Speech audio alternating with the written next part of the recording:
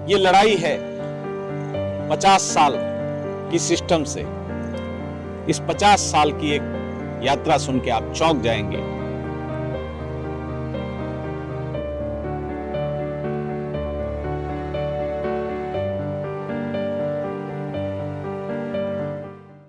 अब मेरा जाने का दिल नहीं करता, थक गया मैं। ये भरा भारत महान, यहाँ भ्रष्टाचार नील, मेरे से मत बोलो। उन्होंने मेरे से 5,000 रुपए मांगे और जीप करो, 2 आदमी साथ लो और मैं आपको कब्जा देने चलता हूँ। 75 में आपसे 76 में रिश्वत के तौर पर 5,000 रुपए और जीप किराए पे लेके आइए, तब जाके वो जमीन आवंटन करेंगे। आवंटन नहीं करेंगे, कब्जा देंगे। तनख्वाह थी मेरी 324 रुपए से बढ़ के 331 रुपए।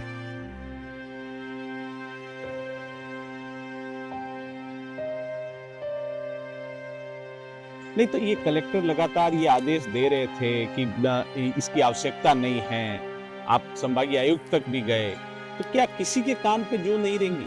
जिसके अंदर जमीर था और जिसके अंदर हकीकत के अंदर फौजियों के लिए, और बाकी सारे बिकाऊ है, और मुझे अब ये जमीन नहीं चाहिए। उनसे मैं निवेदन करता हूँ कि साहब ये जमीन मुझे दे दो और इसको आप ही रखो। बिना पैसे के आजकल इस प्रशासन के अंदर कोई काम नहीं होता। और मोदी साहब बोलते हैं 0 टॉलरेंस, भ्रष्टाचार खत्म। मेरे कुछ मुन्ने से गलती निकल जाएगी, छोड़ो। अगर हमारे कुछ भी हो गया तो हमारी सरकार हमारे संभालेगी। लेकिन दिखावा है। सरकार कुछ नहीं करती, सिर्फ भाषण करती है, भाषण। मेरे को गुस्सा तो ऐसे आता था, लेकिन मैं परिवार थे पीछे, मैं तो तहसीलदार को चेप देने का इच्छा थी मेरी। सेना में रहते हुए देश के लिए जो किया उसके लिए अवार्ड थी, ये कोई दान में दी हुई जमीन नहीं है। अरे तो इस तरफ मुझे पता है, मैं 76 का हो गया, 2 साल 4 साल जीऊंगा, ये तो मिलेगी नहीं मुझे। और जब मिल भी जाएगी तो अब मैं क्या करूंगा? क्या खेती कर लूंगा मैं? नमस्कार। आज हमारे साथ हैं पूर्व सैनिक रघुवीर सिंह जी। आज हम रघुवीर सिंह जी से जानेंगे उनके जीवन के सफर के बारे में। लेकिन ये सफर शुरू करें उससे पहले एक खास बात से शुरुआत करना चाहूंगा। ये लड़ाई है 50 साल की सिस्टम से। वो सिस्टम जिसे कहा जाता है कि सैनिकों के कल्याण के लिए हमेशा आगे रहता है। वो सिस्टम जिसे दिखाया जाता है हर एक लम्हे के बाद, चाहे ऑपरेशन सिंदूर हो या कारगिल हो या कोई भी देश में ऐसी घटना घटती है जब सेना अपने अदम्य शौर्य एवं साहस का परिचय देती है, तो सड़कों से लेके सदन तक ये कहा जाता है कि सैनिकों के लिए सरकार हमेशा तैयार है। लेकिन ये सिस्टम सैनिक को कैसे थकाता है, इस 50 साल की एक यात्रा सुन के आप चौंक जाएंगे। पहले तो मैं स्वागत करता हूं रघुवीर सिंह जी, बहुत बहुत धन्यवाद हमसे बात करने के लिए। शुरुआत करते हैं सेना में आपके जाने का सफर, क्योंकि मैं आज इन जो मुख्य मुद्दा है उस पर थोड़ी देर बाद आएंगे। किस उम्र में सेना में गए और उस समय क्या जज्बा था? मैं 18 साल की उम्र में, उस समय मैट्रिक पास करके सीधा इंडियन एयरफोर्स में भर्ती हुआ था और ट्रेनिंग के बाद के अंदर चंडीगढ़ गया, फिर मैं जोधपुर आया और 1971 की लड़ाई के अंदर मैंने उत्तरलाई में रहते हुए अपना पूर्ण सहयोग दिया, which was appreciated by the all of my commanding officers. 71 में जो भारत पाकिस्तान के बीच युद्ध हुआ था? हाँ, उस समय में उत्तरलाई में था, हवाई अड्डे पे, बाड़मेर उत्तरलाई बॉर्डर पे जी। और उस मेरा जो भी परफॉर्मेंस थी वो सारी हमारे कमांडिंग ऑफिसर द्वारा, हमारे ऑफिसर्स द्वारा, it is here in writing, जिसके उपलक्ष्य में उस समय हमारे जो आफ्टर लड़ाई के बाद में जब लड़ाई खत्म हो गई तो हमारे रक्षा मंत्री थे बाबू जगजीवन राम जी, डिफेंस मिनिस्टर हुआ करते थे। वो आए थे हमारे उस पे और उत्तरलाई आफ्टर वार ना, तो उन्होंने हमारे जो कमांडिंग ऑफिसर्स वगैरह थे, हम करीबन 10 बच्चों को, 10 लड़के ही थे हम लोग, उनको उनके सामने प्रेजेंट किया। सर, इन लोगों का जो परफॉर्मेंस रही, we are very much satisfied, and हमको पश्चिम स्टार के लिए रिकमेंड किया। उस युद्ध में साहस एवं शौर्य के लिए आपको पश्चिम स्टार से नवाजा गया, defence minister of government of India. Yes sir. Okay.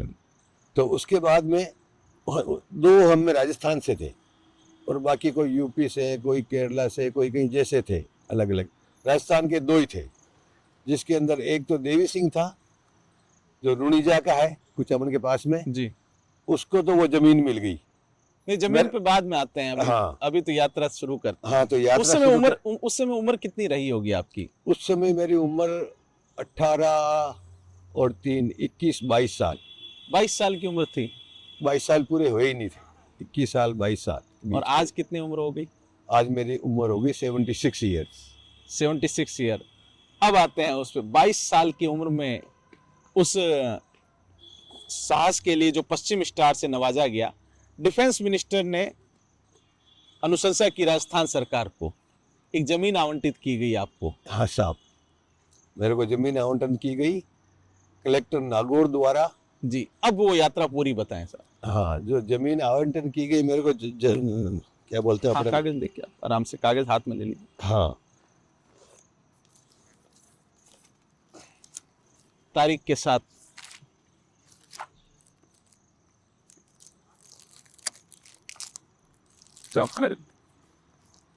जब मेरे उत्तरलाई से हमारे यूनिट द्वारा जी मेरे बारे में जो भी भेजना था, मेरे को एज ए प्राइज समझ लो या एज ए अवार्ड समझ लो, 25 बीघा भूमि के लिए अभिशंसा की गई थी यूनिट से। ओके। और जिला कलेक्टर नागौर ने 29/5/75 को उपखंड अधिकारी पर्वत सर को आदेश दिया था जमीन अलॉट करने के लिए। 29/5/75 1975 में जी। और पर्वत सर एसडीएम द्वारा ये जमीन मेरे को 1/7/75 को आवंटन की गई।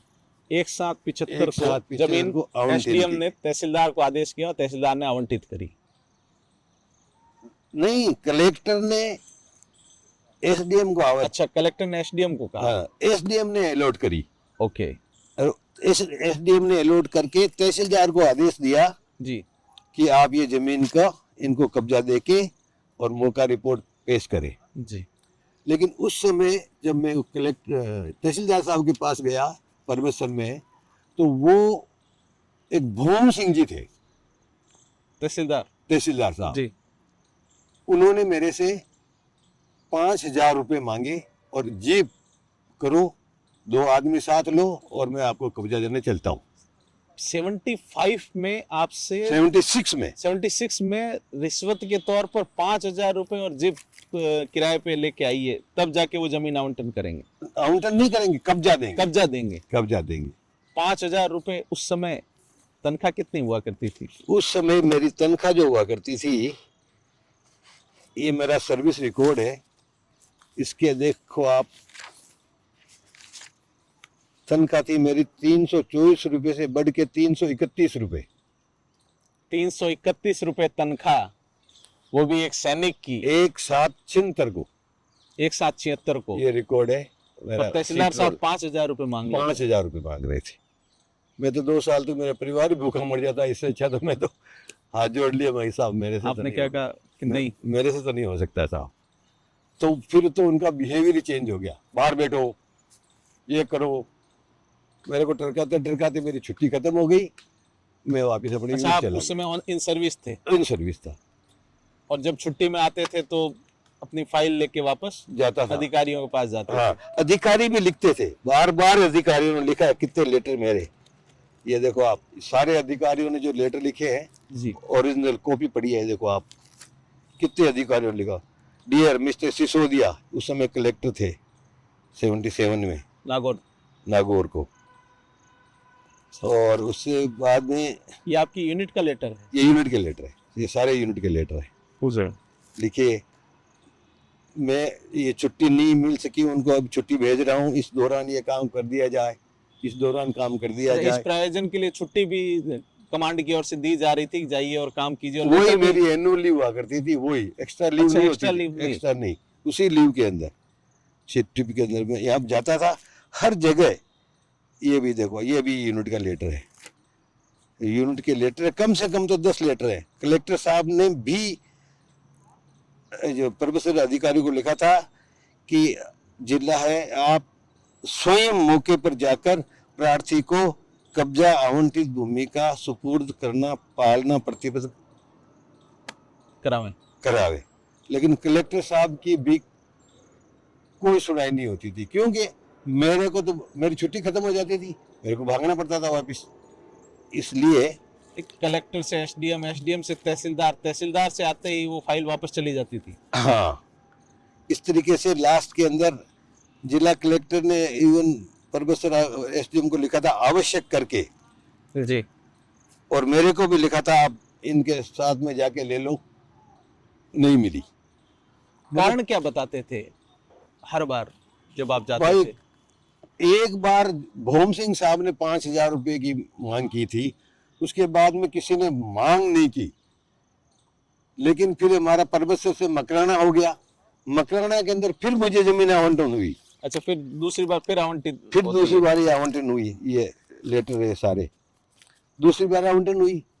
तो मकराना में क्या हुआ, एसडीएम साहब खुद मेरे साथ गए कब्जा देने के लिए। तो वो जमीन के अंदर वो मासौटे उगे हुए थे वहां पर। तो लोगों ने बोला साहब यहाँ तो देखो ये ब्राह्मणों का शमशान है, या बावरियों का शमशान है, या जाटों का शमशान है, ऐसे शमशान भूमि है ये।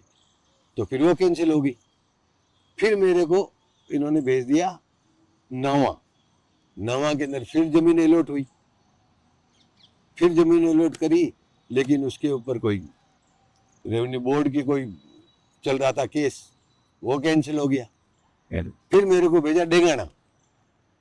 डेगाना के अंदर आप देखो कि हुआ क्या, कि हालांकि कलेक्टर के आदेश थे कि इनको जमीन देने के लिए सलाहकार समिति की कोई आवश्यकता नहीं है, बार बार ये आदेश हुए, लेकिन डेगाना के अंदर सिर्फ एक ही बात कहते, नहीं साहब सलाहकार समिति कोरम पूरा नहीं हुआ, कोरम पूरा नहीं हुआ। ऐसे करते करते मेरे को कम से कम तो 2 साल तक उन्होंने टरकाया। संभागीय आयुक्त साहब के पास में गया, संभागीय आयुक्त साहब ने भी लिखा, लेकिन वो ही वापिस, जिसके ऑलरेडी कलेक्टर ऑर्डर थे, सबके ऑर्डर हैं कि भाई सलाहकार समिति की जरूरत नहीं है, लेकिन फिर सरकार को इन्होंने यही लिखा कि साहब सलाहकार का कोरम पूरा नहीं हुआ। नहीं तो ये कलेक्टर लगातार ये आदेश दे रहे थे कि इसकी आवश्यकता नहीं है, आप संभागीय आयुक्त तक भी गए, तो क्या किसी के कान पे जू नहीं रहेंगी?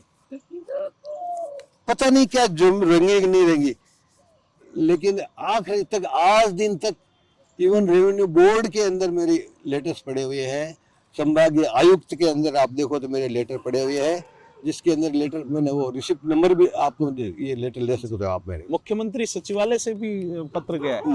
सचिवालय से मुख्यमंत्री साहब से ये काला साहब का जो लेटर था, काला साहब जो भैरू सिंह शेखावत जी के ओएसडी हुआ करते थे। ऐसा तो मुझे याद नहीं है जी। ओएसडी थे क्या थे, जी जी, काला साहब थे। इन्होंने ये लिखा था, इस संदर्भ में प्रार्थी के प्रकरण में मार्गदर्शन मांगा। इस निवेदन से दिनांक 22/1/2000 को आपके यहाँ से प्रार्थी को 1 हेक्टेयर भूमि दिए जाने का स्पष्टीकरण देकर प्रार्थी के वाजिब हुए वैधानिक हक को अलग ही दिशा प्रदान कर दी गई है। चूंकि प्रार्थी को पहले से ही सन 75 में जमीन का आवंटन हो चुका था, तो अब नए सिरे से आवंटन नहीं करना है, बल्कि आवंटित भूमि के बदले में दूसरी भूमि उपलब्ध कराई जानी है। ये डेट क्या है? 3/3/2001, 3/3/2001 में अशोक गहलोत का शासन था उस समय। जी, जिसका भी एमएस था, काला थे, उप सचिव थे। MS काला साहब थे। बिल्कुल बिल्कुल। एक ये सर मेरे को एक ये इंसान ऐसा मिला इस पूरे प्रजातंत्र नहीं, ये क्या बोलते हैं इसको, व्यवस्था में, व्यवस्था के सिस्टम में, प्रशासन में, जिसके अंदर जमीर था और जिसके अंदर हकीकत के अंदर फौजियों के लिए इज्जत थी, और बाकी सारे बिका हुए, सारे बिका हुए। और मुझे अब ये जमीन नहीं चाहिए। मैं चाहता हूं कि इस जमीन को किसी भी हमारे सैनिकों के कल्याण के लिए या उनके लिए ये जमीन सरकार दे और उनके लिए दे।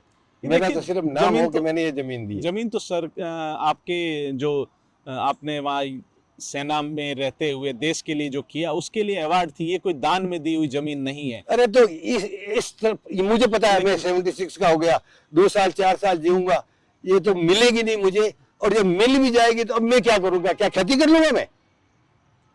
क्या उससे कुछ पैदा कर लूंगा मैं? नहीं कर सकता, नहीं होती मेरे से, नहीं होगी। इसलिए मैं कहता हूं मुझे एक दफा मिल जाए, मेरी आत्मा शांति हो जाए, और मैं बोलता हूं मैं अपने सैनिकों के लिए कहीं भी उसको उनके किसी मूर्ति लगा दूंगा, कहीं और कुछ कर दूंगा वेलफेयर के लिए। I will hand over that.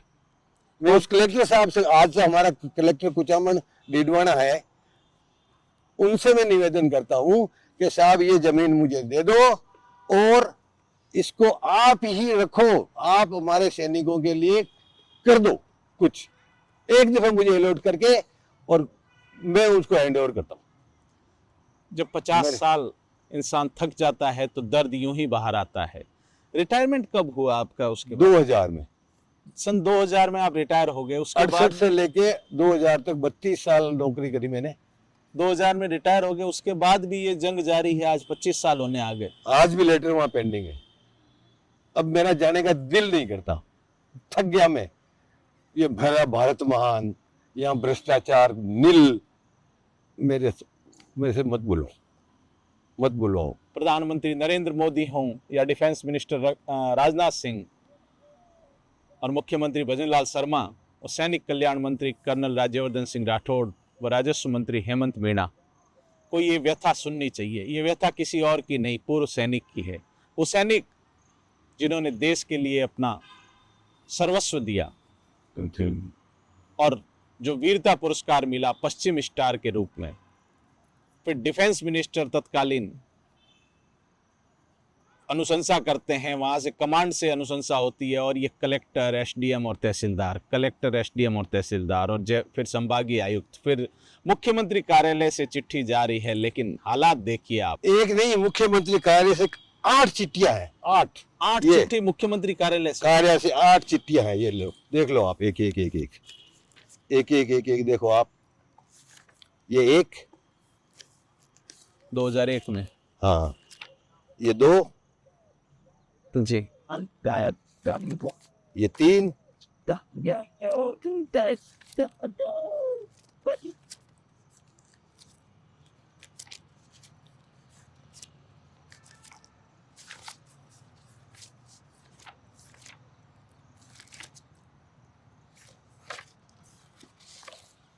ये कहाँ से है?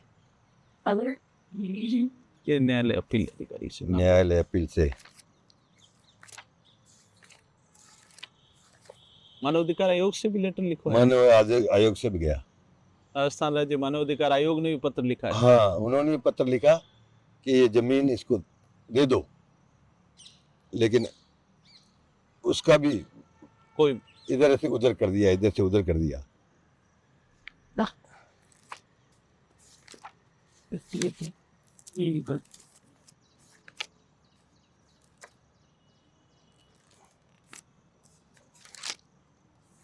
वो मैंने आपको जो दी थी ना, उसके अंदर है सारे लेटर।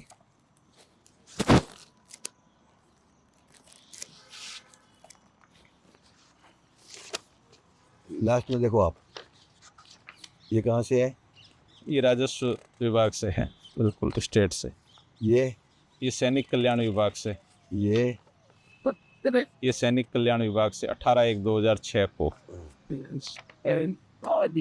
लेकिन ये लगातार, मुझे एक चीज इसमें समझनी थी कि लगातार ये चिट्ठी इस तरह से चल रही थी, तो आखिर आपको इस पूरे 50 साल की लड़ाई में ये समझ में आया कि कौन है जो ये सिस्टम को मेरे चलने पास नहीं देता? एक ही कमजोरी थी, मेरे पास पैसे नहीं थे। मेरे पास पैसे नहीं थे। मेरे पिताजी सेकेंड वर्ल्ड वॉर के अंदर, इटली के अंदर उनकी गोलियां लग गई थी। He was a disabled soldier. मेरे को मेरा घर चलाना मुश्किल हो रहा था, मेरे पास देने के लिए पैसे नहीं थे। तो आपको लगता है केवल रिश्वत नहीं दे पाए इसलिए ये जमीन बिल्कुल नहीं मिल? बिल्कुल बिल्कुल, ये 1000% सही है, 100% नहीं है। बिना पैसे के आजकल इस प्रशासन के अंदर कोई काम नहीं होता। अगर होता है तो किसी दुनिया को पूछ लो। और मोदी साहब बोलते हैं जीरो टॉलरेंस, भ्रष्टाचार खत्म। मेरे कुछ मुंह से गलती निकल जाएगी तो छोड़ो। नहीं, मैं तो ये कहना जो चाहता व्यथा है, देखिए व्यथा अपनी, जब 50 साल, आज जब ये समय है कि 50 से 60 साल इंसान की उम्र है, उस दौर में अगर 50 साल किसी इंसान को एक लड़ाई लड़ने में सिस्टम से लग गए, चीफ 70 सेक्रेटरी साल हो गया, 76 76 ईयर हो गए, चीफ सेक्रेटरी सुधांशु पंत, फाइलें कितनी तेज मूव करती हैं देखिए आप। एसीएस शिखर अग्रवाल साहब देखिए, फाइलें कितनी तेज मूव करती हैं। जो पिछले थे वो नहीं कर पाए, लेकिन आपके पास मौका है। कर्नल राज्यवर्धन सिंह जी, आपके पास मौका है। मुख्यमंत्री भजनलाल शर्मा जी, आपके पास मौका है। नागौर जिला कलेक्टर जी, आपके पास मौका है। अभी तो हमारा कुचामन, डीडवाना कुचामन जी, हो गया। नया जिला डीडवाना कुचामन, उनके पास मौका है। ये सिस्टम से लड़ाई इंसान को थका देती है, लेकिन तारीफ करेंगे रघुवीर सिंह जी की कि वो आज भी उसी जज्बे के साथ लड़ रहे हैं, और लड़ के थोड़ा व्यथित जरूर हैं, थोड़ा क्या ज़्यादा व्यथित हैं, और क्यों नहीं होंगे व्यथित, लेकिन आज भी देश के लिए जज्बा ये है कि वो कह रहे हैं कि मेरा जो पुरस्कार है मुझे दे दो, मैं उसे समाज के लिए, मैं हमारे उसे सैनिकों सैनिक के जो कल्याण बोर्ड के पे लिए। बैठे हुए हैं उनको यही सिखाया जाता है कि आप चिंता मत करो, आपके पीछे सरकार है, आपके परिवार के जैसे, आपके माँ बापों के जैसे आपकी सरकार है। और मैं ही नहीं, जो भी आज बच्चे बैठे हैं बॉर्डर पे, उनके तो सब यही दिमाग है कि अगर हमारे कुछ भी हो गया तो हमारी सरकार हमारे संभालेगी। लेकिन दिखावा है। सरकार कुछ नहीं करती, सिर्फ भाषण करती है, भाषण। रघुवीर सिंह जी के फादर साहब भी सेना में थे, आप भी सेना में। इटली में गोलियां लगी थी मेरे पिताजी की। इटली में भारत की तरफ से गए थे, वहां गोली लग गई थी, डिसेबल हो गए थे। उसके बाद रघुवीर सिंह जी ने सेना ज्वाइन करी। आज इनकी तीसरी पीढ़ी सेना से रिटायर हो चुकी है। आपके लड़के भी सेना में थे और सेना से रिटायर हो चुके हैं। आप सोचिए, देश सेवा के प्रति समर्पित इस परिवार को कितना झेलना पड़ा, और झेलना भी किस लिए पड़ा, देश के लिए वीरता दिखाने पर जो पुरस्कार मिला, उस पुरस्कार को पाने के लिए आज ये फाइल 75 से 2025 आ गया। ये लेटर अगर आप देखना शुरू करेंगे तो शायद आंख से आंसू आपके भी आ जाएंगे। ये सिस्टम कैसा है और क्यों है, क्यों ये बातें हैं कि सैनिकों के कल्याण के लिए सरकार है मैदान में, कहाँ है? क्या सिस्टम इतना कमजोर है? कलेक्टर चिट्ठियां लिखते रह गए, मुख्यमंत्री कार्यालय से 8-8 चिट्ठियां गई, एसडीएम लिखते हैं और तहसीलदार क्या कहते हैं, 5,000 रुपये रिश्वत।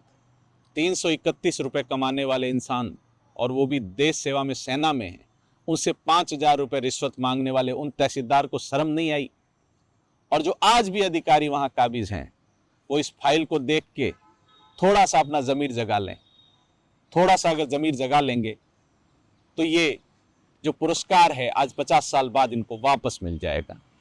रघुवीर सिंह जी, ये तो यात्रा हुई, लेकिन फिर भी मैं आपको देखता हूँ, अब थोड़ा आते हैं, आप प्रतिदिन अपनी दिनचर्या में यहाँ योगा करते हैं और काफ़ी लोगों से घुल मिल के भगवान का नाम भी लेते हैं और मुस्कुराते हैं। तो कम वो कैसे किया आपने जीवन में? अब संन्यास आश्रम में आ गया, अब तो क्या करना है, अब तो यही है, बच्चों के साथ हंस ले कूद ले।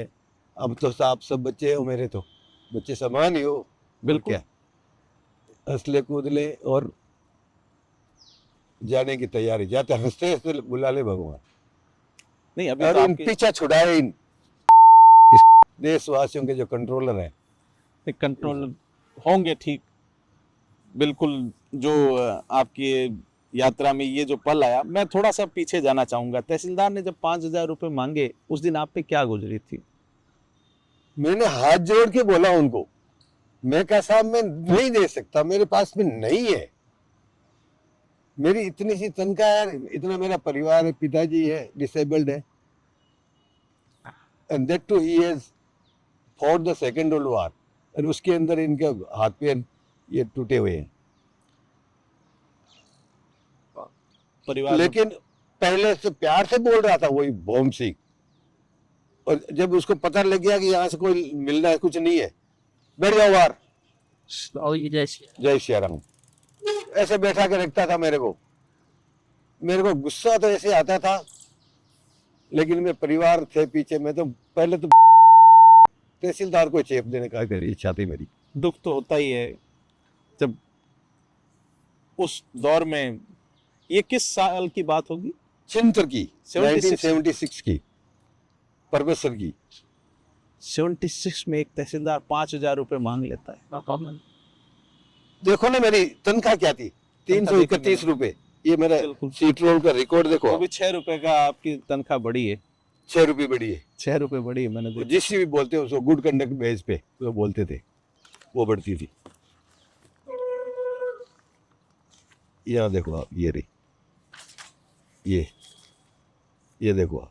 मैं कहूंगा सहयोगी को कि थोड़ा जूम करें, इसको दिखाएं कि 324 रुपए सैलरी थी 331 और अच्छे व्यवहार पे बढ़ के 331 रुपए हुई।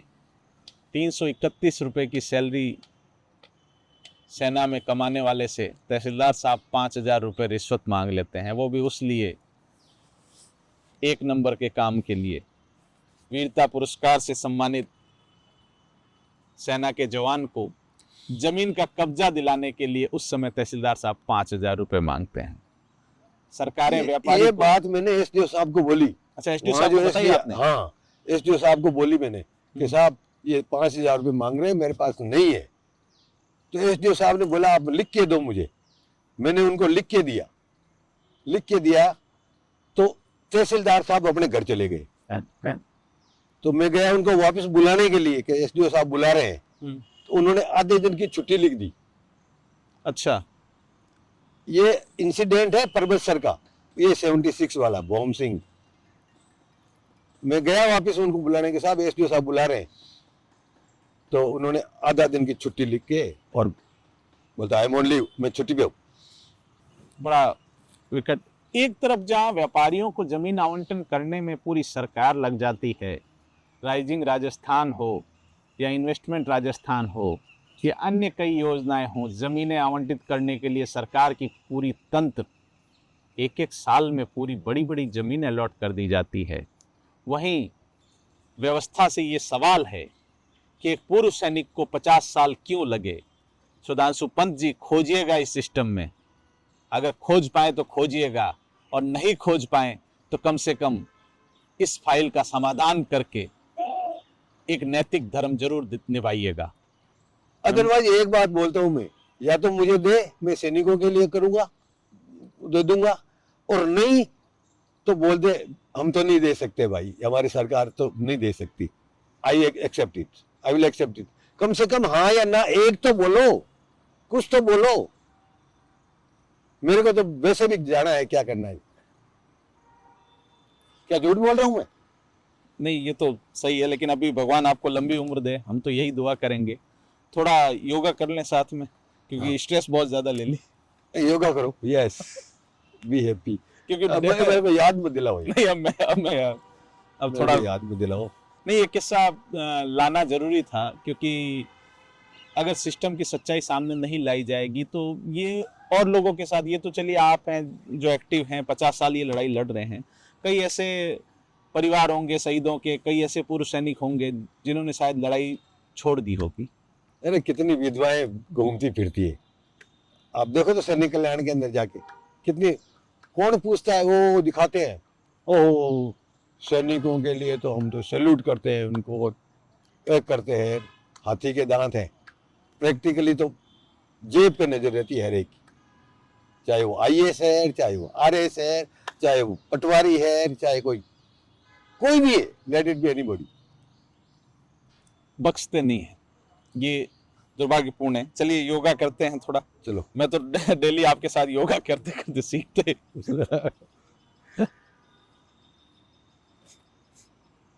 वो देखो, वो भी अभी रेवेन्यू बोर्ड से रिटायर हो गया है। अच्छा, Rajeshwar Singh ji revenue board chairman थे, रेवेन्यू बोर्ड चेयरमैन। लेकिन बहुत दुखी हैं आज तो। दुखी रहेंगे साले। एक दिन पोस्ट लिखी इन्होंने, अब कोई मेरे को पूछता नहीं है, नहीं तो जन्मदिन की बधाई और एनिवर्सरी पे भी बधाई देने आते थे। पूछेंगे पूछेंगे। कर्तव्य करो। आज मैं बोल रहा हूँ काला साहब को कैसे याद कर रहा हूँ मैं। बिल्कुल। एक इंसान ऐसा मिला मुझे जिसके अंदर रियली जज्बा था देश के प्रति, और सब बिकाऊ है, सब बिकाऊ है। बेच खरीद लो इनको। चलिए अंकल थोड़ा योगा करते हैं। हाँ चलो, आ जाओ आ जाओ आ जाओ आ जाओ, हमारे पास सब करा। और बड़ी कमजोर, आ जाओ। बस इधर गड़ा भाई तैयार। ये देखा आपने, संघर्ष है, लेकिन आज भी वो जज्बा है, वो मुस्कुराहट चेहरे पे है। बस सरकार से यही निवेदन रहेगा कि सरकार इस सिस्टम की खामी को देखे, और इस खामी को न केवल देखे बल्कि सुधारे। जो बीत गया उसको ठीक करने का मौका जिन्हें मिला है, चाहे वो मुख्यमंत्री भजन लाल शर्मा हैं, सैनिक कल्याण मंत्री कर्नल राज्यवर्धन सिंह राठौड़ हैं, डीडवाना के जो कलेक्टर हैं, और chief secretary Sudhanshu Pant, ACS Shekhar Agrawal, defence minister Rajnath Singh.